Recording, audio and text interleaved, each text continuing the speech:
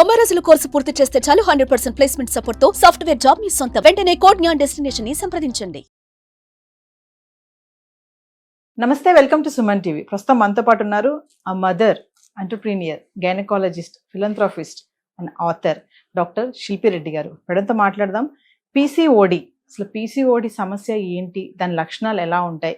చాలా మందికి confusion, PCOD అంటే ఏంటి అనేసి. మేడంతో మాట్లాడి ఆ విషయాలన్నీ కూడా మీకు తెలియజేసే ప్రయత్నం అయితే చేస్తాను. మరి మేడంతో మాట్లాడదాం. నమస్తే మ్యామ్. నమస్కారం మ్యామ్, ఆల్కహాల్ తీసుకున్నాక రొమాన్స్ చేయడం అనేది ఎంతవరకు కరెక్ట్ అంటారు? సో బేసిక్గా ఆల్కహాల్ అనేది ఒక ఇన్హిబిటర్. నవ్వుతూ తాగేవాళ్ళు నవ్వుతూ ఉంటారు, ఏడుస్తూ తాగేవాళ్ళు ఏడుస్తూ ఉంటారు. సో మన బాడీలో హార్మోన్స్ ఏవైతే కరెక్ట్గా వెళ్ళాలో ఆ హార్మోన్స్ని కొంచెం ఇంబ్యాలెన్స్ చేస్తుంది ఆల్కహాల్. ఆల్కహాల్లో కూడా content of alcohol and level of alcohol, level of intoxication, దాని తర్వాత ఎన్ని ఇయర్స్ నుంచి ఇవి తీసుకుంటున్నారనే దాన్ని బట్టే మనము మాట్లాడగలుగుతాం. బేసిక్గా ఆల్కహాల్కి వచ్చేసరికి పర్సనల్ చాయిసెస్ కొన్ని ఉంటాయి. కొంతమంది ఆల్కహాల్ ఆహ్లాదకరంగా ఉండడానికి వాడతారు, కొంతమంది ఆల్కహాల్ జస్ట్ ఆ రోజు స్ట్రెస్ రిలీఫ్ అవ్వడానికి వాడతారు, కొంతమంది ఆల్కహాల్ మంచి సెక్షువల్ లైఫ్ ఉండాలని వాడతారు, కొంతమంది ఆల్కహాల్ అసలు జీరో సెక్షువల్ లైఫ్, నాకు అసలు సెక్షువల్ లైఫే లేదు, నేను మందు మీదే ఉంటానని చెప్పి మందు మీద ఉండేవాళ్ళు ఉంటారు. So person to person alcohol డిఫరెంట్గా బిహేవ్ చేస్తుంది.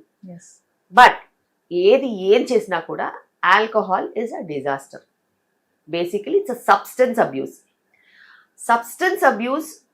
కొంతమంది సోషల్ డ్రింకింగ్ కోసం యూజ్ చేస్తారు, కొంతమంది ప్రాబ్లమ్ సాల్వింగ్ కోసం చేస్తారు, కొంతమంది ప్రాబ్లమ్ ఎస్కేప్ అవ్వడానికి చేస్తారు, కొంతమంది ఎడిక్ట్ అయిపోయి చేస్తారు.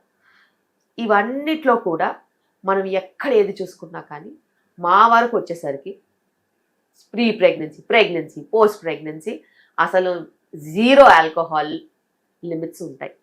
So and when you are planning pregnancy, definitely you should be off alcohol whatsoever it is, and alcohol is not allowed.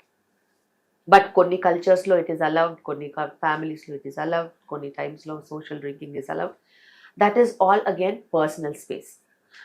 And sexual activity ko chesinattaute alcohol as such decreases sexual libido and it will not allow you to enjoy the feel. కానీ కొంతమంది అది believe చేయరు. And it is one of the reason for impotency also. It is one of the reason behind not even enjoying the act. But అది person to person vary అవుతుంది. And alcohol క్రానిక్గా తీసుకున్న వాళ్ళకి ఖచ్చితంగా difficulties ఉంటాయి. And ఆ difficulties express చేయలేక violent కూడా అవుతారు. Again alcohol double edge sword అంటారు కదా, నచ్చే వాళ్ళకి నచ్చుద్ది, ఇచ్చే వాళ్ళకి ఇచ్చుద్ది, కట్ చేసే వాళ్ళకి కట్ చేసేస్తుంది అన్నట్టు. అంటే మేడం, ఆ టైంలో సెక్స్ చేయడం వల్ల లేడీస్కి ఏమైనా సమస్యలు వస్తాయా? సమస్యలు అంటూ ఏమి ఉండవు, కానీ ఒక్కటి మీరు గుర్తుపెట్టుకోవాలి. If you are high on alcohol, contraception సంగతి మర్చిపోతారు. Failed contraceptions, unwanted pregnancies, sexually transmitted diseases, barrier contraception వెళ్ళిపోద్ది ఎక్కడో. సో ఇన్కన్సిస్టెన్సీ వస్తుంది. This is another reason why so much of rampant sexually transmitted diseases are common in substance abuse people. Whether it is alcohol or drugs or anything for that matter. అంటే overall గా ఏం చెప్తారు madam, alcohol తీసుకొని sex చేస్తే వచ్చే problems ఏంటి? చాలా మంది మరి వైఫ్ అండ్ హస్బెండ్ ఇద్దరు కలిసి తీసుకొని కూడా దాంట్లో పార్టిసిపేట్ చేస్తారు కదా. అందుకే నేను చెప్పాను, there is a social angle to it, there is an emotional angle to it, and there is a ethical angle to it. Ethical, always no. Social angle, it's your personal choice. And emotional angle, when you are down, it might pull you up. But when you are super down, it will never pull you up. So, atla, absolute ga meeru sexual life enjoy cheyalante, you should be off alcohol. That is definitely true. Because with alcohol, there are so many problems that it gives in long term. కానీ చాలా మంది అంటున్నారు alcohol తీసుకొని చేస్తే కొంచెం మనకి encouragement ఉంటుంది, ఉత్సాహంగా ఉంటుంది అని అంటారు కదా మేడం. మరి వాళ్ళు ఫాల్స్ ఇన్హిబిషన్స్ని పోషిస్తున్నారు. నువ్వు యాజ్ అ పర్సన్ లేని పవర్ ఆల్కహాల్ ఎక్కడి నుంచి తీసుకొస్తుందండి?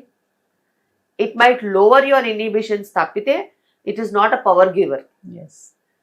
అందులో 7 calories per gram వస్తుంది తప్పితే అందులో అడిషనల్గా వచ్చేది ఏం లేదు. మేడం, ప్రెగ్నెంట్ ఉన్నప్పుడు ఏ మంత్ వరకు సెక్స్ చేయొచ్చు అంటారు? సో ప్రెగ్నెన్సీలో నేనైతే చాలా స్ట్రిక్ట్ రూల్స్ పెడతాను. Sexual activity is never to be stopped per say for every లో రిస్క్ ఉమెన్. ప్రెగ్నెన్సీలో హై రిస్క్ ఉంటుంది, లో రిస్క్ ఉంటుంది. లో రిస్క్ వాళ్ళకి అసలు సెక్షువల్ యాక్టివిటీ మీద ఎటువంటి ఇన్హిబిషన్స్ కానీ రూల్స్ కానీ మేము పెట్టం. They can have their normal sexual activity and it is not contraindicated. Now again మనకి హై రిస్క్ సిచ్యువేషన్స్ ఉంటాయి.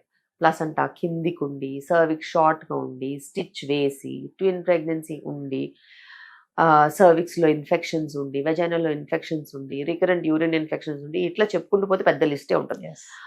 అలాంటి సిచ్యువేషన్స్లో ఎటువంటి పరిస్థితుల్లో కూడాను సెక్షువల్ యాక్టివిటీ అనేది ఇది ఎక్కువ చేస్తుంది, ప్రాబ్లమ్ని ఇంక్రీజ్ చేస్తుంది. సో వాళ్ళకి మేము ఖచ్చితంగా చెప్తాం, సెక్షువల్ యాక్టివిటీ నుంచి, ట్రావెలింగ్ నుంచి, లిఫ్టింగ్ హెవీ వెయిట్స్ నుంచి మీరు దూరంగా ఉండాలి, స్ట్రీనస్ యాక్టివిటీస్ ఏమి చేయొద్దు అని. సో ఆ లిస్ట్లో సెక్షువల్ యాక్టివిటీ కూడా వస్తుంది. చాలా మంది 9th month వరకు కూడా సెక్స్ లో పాల్గొచ్చని కొంతమంది అంటున్నారు, దానికి మీరేం చెప్తారు? డెఫినెట్గా. సో ఇంటర్కోర్స్ అనేది, సెక్షువల్ యాక్టివిటీ అనేది it's a pleasurable condition. And మీ వైఫ్ మీకు ఇంకా ఎక్కువ అందంగా కనిపించవచ్చు, ప్రేమ ఎక్కువ ఉండొచ్చు. So you need not stop any kind of sexual activity when you are pregnant. ఆ టైంలో ఏమంటారు, కోరికలు అనేవి ఎక్కువ ఉంటాయా మేడం ప్రెగ్నెన్సీ టైంలో? 2 రకాలుగా ఉంటాయి ఉమెన్కి.